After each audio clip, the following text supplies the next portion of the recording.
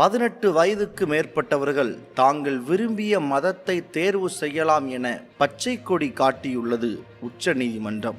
மதமாற்றம் மீது அரசாங்கத்தின் கட்டுப்பாட்டை கோரும் மனுவை விசாரணைக்கு ஏற்க மறுத்துவிட்டது உச்சநீதிமன்றம். நடந்தது என்ன?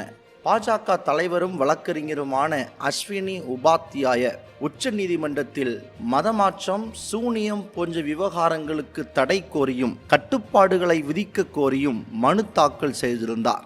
அவரது மனுவில் இந்தியாவில் பொருள், பணம், உணவு ஆகியவற்றை கொடுத்து மதமாற்றுவதாகவும் மிரட்டியும் மதமாற்றம் நடப்பதாகவும் இவை அரசியல் சட்டம் 14, 21, 25 ஆகிய பிரிவுகளுக்கு எதிரானது என்றும் மதமாற்ற செயல்களில் ஈடுபடுவோர் மீது 3 ஆண்டு முதல் 10 ஆண்டுகள் வரை சிறை தண்டனையுடன் அபராதம் விதிக்க வேண்டும் என்றும் மத்திய மாநில அரசுகளுக்கு இது குறித்து உத்தரவிட வேண்டும் என்றும் மனுவில் கூறப்பட்டிருந்தது.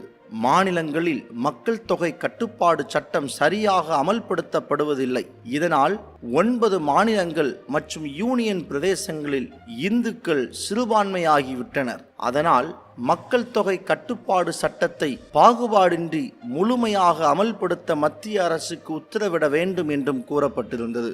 51A பிரிவின் கீழ் தங்கள் கடமையாக இருந்தாலும் சூனியம், மூட நம்பிக்கை மற்றும் வஞ்சக மதமாற்றத்தின் அச்சுறுத்தலை கட்டுப்படுத்த மத்திய அரசும் மாநிலங்களும் தவறிவிட்டன என்றும் இதுபோன்ற குற்றங்களுக்கு குறைந்தபட்சம் 3 ஆண்டுகள் முதல் 10 ஆண்டுகள் வரை சிறை தண்டனை மற்றும் அபராதம் விதிக்கப்பட வேண்டும் என்றும் அடுக்கடுக்காக மனுவில் கூறப்பட்டிருந்தது. இந்த மனு மீதான விசாரணை 2023 ஏப்ரல் 7 வெள்ளிக்கிழமை அன்று உச்ச நீதிமன்றத்தில் நீதிபதிகள் RF நாரிமன், PR கவாய் மற்றும் ஹிருஷிகேஷ் ராய் ஆகியோர் அடங்கிய பெஞ்சில் நடைபெற்றது. அப்பொழுது அஸ்வினி உபாத்யாயா தரப்பில் மூத்த வழக்கறிஞர் கோபால் சங்கர நாராயணன் ஆஜரானார். அப்பொழுது கருத்து தெரிவித்த நீதிபதிகள் இது 32வது பிரிவின் கீழ் என்ன மாதிரியான ரிட் மனு என கேள்வி எழுப்பியதோடு 18 வயதிற்கு மேற்பட்ட ஒருவரை தனது மதத்தை தேர்வு செய்ய அனுமதிக்க முடியாது என்பதற்கு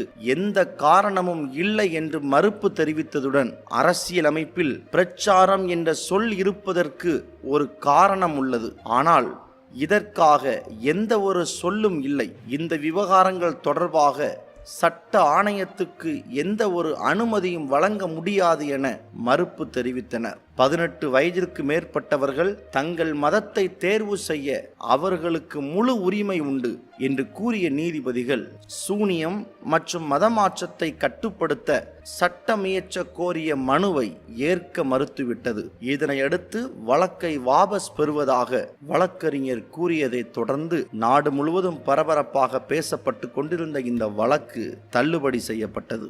இந்த செய்தியை உங்கள் நண்பர்களுக்கும் பகிர்ந்து கொள்ளுங்கள். உங்கள் கருத்துக்களை கருத்துரை பக்கத்தில் பதிவு செய்யுங்கள். நன்றி. இந்த வீடியோ லைக் பண்ணி சப்ஸ்கிரைப் பண்ணி வச்சுக்கோங்க.